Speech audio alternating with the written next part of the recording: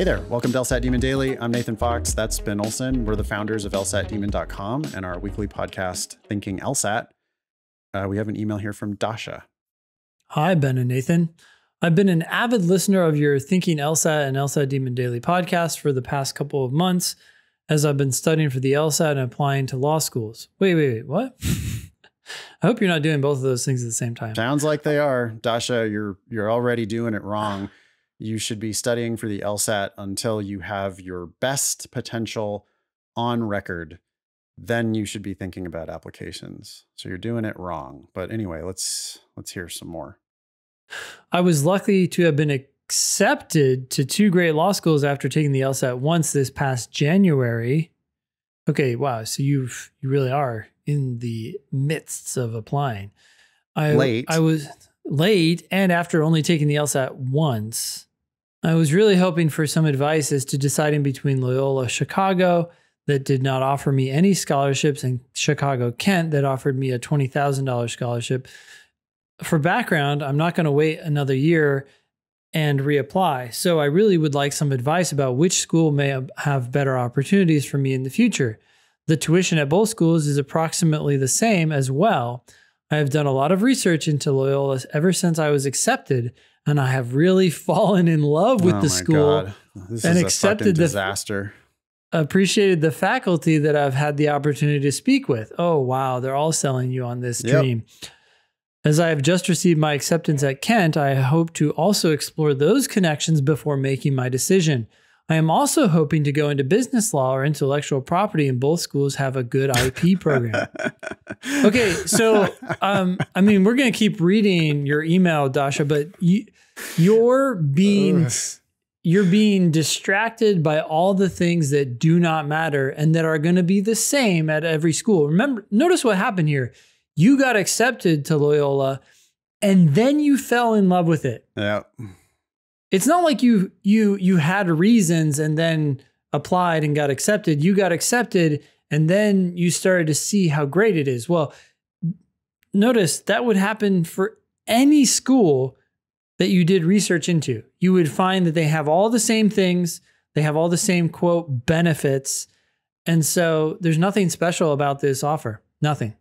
These schools are not good schools, by the way. I mean, they're okay. They're fine. They're regional law schools. I had to look them up because, they're just not, Ben's on one coast and I'm on the other coast, and neither of us know anything about these schools. So these are, regional law schools. I know that there are vastly better law schools in Chicago, by the way. University of Chicago Law School. That's the great law school in Chicago. Not these schools. Chicago, Kent is ranked 94th in the country. It's right between Louisville and Catholic. Okay. Which are like, okay, right? Catholic is a law school in DC that I could not name earlier today when we were recording a different episode. But definitely lower ranked. Yeah. No, it's just an okay law school. It's a regional law school. It's okay, but it's not great. Loyola Chicago is 73rd in the country, right? It's tied with American, Northeastern, Miami, and Seton Hall. A bunch of I didn't even know that Seton Hall had a law school. So Loyola Chicago is very decidedly okay. Yep. These are not fantastic law schools. These are not prestigious law schools. These are not the kinds of law schools that people go to and then, easily make six-figure salaries. These are they're okay regional trade schools that will certify you to practice law. If you wanted to be a public defender, this would be the perfect school to go to if you were going for free.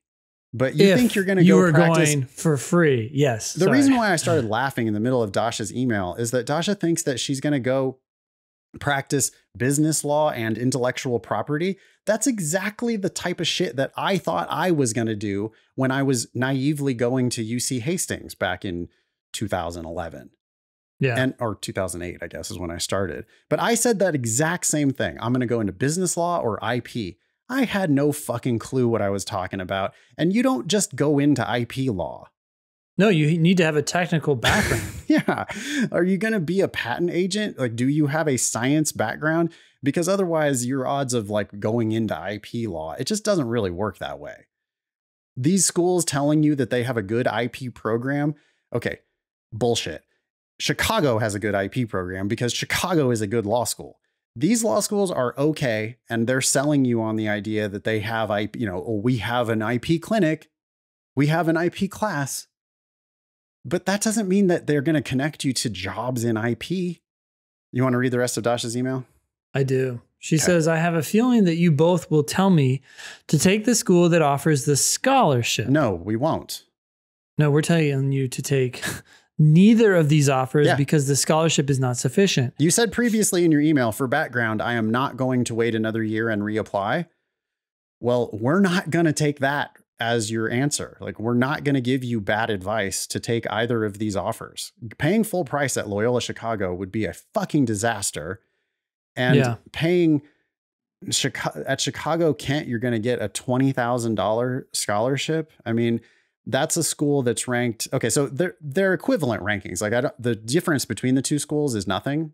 It's negligible.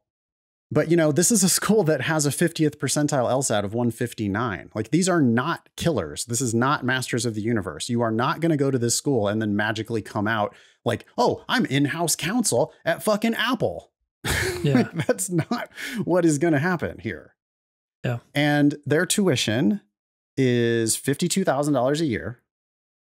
And you're going to get a $20,000 scholarship, which means you're going to pay $32,000 a year. You're going to graduate with 6 figures of debt from this school, and you're not going to make 6 figures when you come out. Well, she continues, I do understand that neither of the schools rank incredibly high, nor do they differ too much from one another. And I would add, they don't differ much from any other school similarly ranked. And within large swaths of that from ranking 50 system to 150. Yeah. That's all, the same with these two schools. Yeah. They're just, they're okay. You should think of them as trade schools. It's like going to learn how to be a plumber. Like, you're going to go learn how to be a lawyer, but you're not going to be the masters of the universe. Very rarely are you going to be masters of the universe out of these schools. Like, what's the big law placement at these two schools? It's going to be nil. It's going to be really small. So I don't know how you think you're magically going to be practicing business law and IP law, but I don't see it. But after speaking with a student at Loyola, she does speak very highly of the school and the connections she's made with alums in Chicago following her first year. Was she chosen by the school? She's a fucking 1L or a 2L who is like gonna tell you, I mean, misery loves company, and people have cognitive bias, or they have like a cognitive dissonance. You have to justify the choice. Yes, exactly. Of course, the people at that school are going to tell you that they made a good decision to go to that school. That's what they're telling you. But 5 years you want them to say, "Oh, later, oops." You need to be talking to alums, working alums. You need to be talking to IP lawyers who went to this school. Actually, but I don't even want to talk to them, because why? Neither of these offers are good. Even if the alum said this school is a godsend, it's going to change your life, it's still not worth $32,000 a year. Yeah, that's true. I agree. But I would entirely discount the experience of one current Loyola law student. I want to see if they can connect you to a single IP lawyer who has a background like yours. Like, if you can't have coffee with a Loyola grad practicing IP law, then it just obviously gives the lie to this whole thing. Even if you can have coffee with this Loyola grad who is practicing IP law, they're going to be like, oh, well, I studied, biochem in undergrad. Or I was a patent attorney. Yeah. I was an engineer first. A patent agent, or whatever it is that they are at the USPTO. Right. I'm a software engineer, and that's my background. And that's how but it's not going to be, oh, I went to Loyola and they like magically made me into an IP lawyer. She continues, I really just want to make sure I'm making the right decision and setting myself up well for the future. I apologize for the long email and look forward to your response. We want you to make the right decision, and we want you to set yourself up well for the future. And what it requires you to do is release your grasp on this idea. that Yep. you are not going to reapply next year? The first thing you need to do is you need to withdraw your application from both of these schools. If you want our advice, if you're going to follow our advice, then you need to, right now, today, you need to email these schools and say, thank you very much. I've decided it's not the right time for me. I'm withdrawing my application. If you don't do that, then you're not following our advice. Sorry And to be nothing so else blunt matters. and so direct about it, but like, I'm not going to give you directions for how to rearrange the chairs on the Titanic, because that's what you're doing here. Like, you're talking about, like, there's a fucking iceberg right in front of you and you're like setting up for a wedding on the deck. Yep. You're about to spend more money than the most lavish wedding, right? Like, you're about to spend just an unbelievable amount of money. And I'm afraid that your ship is going to go down if you do this. Yeah. So like, yeah, make the right decision, set yourself up for the future. It does not involve either of these choices. It involves withdrawing both of those applications. I wanted to see something too about Chicago, Kent. I'm looking at the 509. Yeah, that's what I'm looking at as well. And I'm curious whether they have conditional scholarships. Oh, no, that could make it even worse. Okay, yeah, they don't. Thank God. But still, yeah, it's a pittance compared to their actual tuition. It's not even 50%. Yeah. And well, let's look at this other information about the scholarships. Yeah, they give 57% of their class half to full tuition.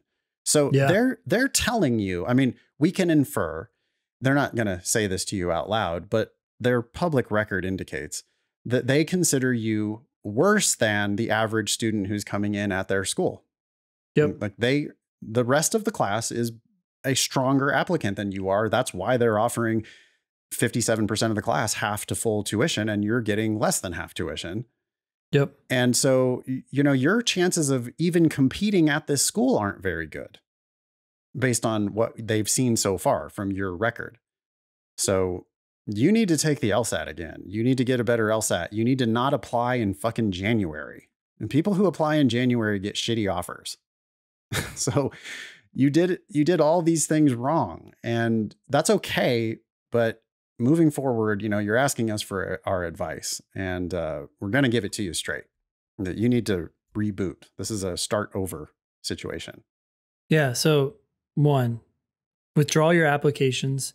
2, focus on the LSAT. Plan on taking it multiple times. You only took it once. 3, which is dumb.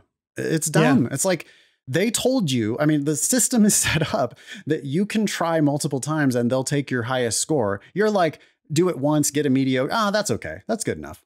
Okay. Really? You don't want a free shot? You don't want multiple free shots? Okay. And you're just getting romanced by their bullshit. Man, this is like the poster child. This is just a perfect poster child for somebody who's about to make a tragic mistake. And this is the exact thing we don't want you to do.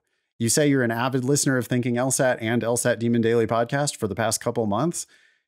Apparently the message hasn't come through, but we're giving it to you directly right now. Dasha, withdraw those applications, take the LSAT again, reapply at the beginning of the next cycle. Your offers will be vastly better. These offers suck. Both of them suck. Yeah. And if you don't bring your LSAT score up, consider something other than law school. I'm guessing that's another tightly held belief that you just can't let go of.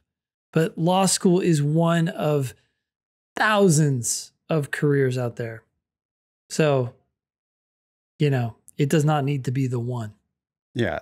And if IP is the thing specifically that you think you want to do, you need to go talk to IP lawyers, because I have a feeling you're going to, 1, struggle even to find them.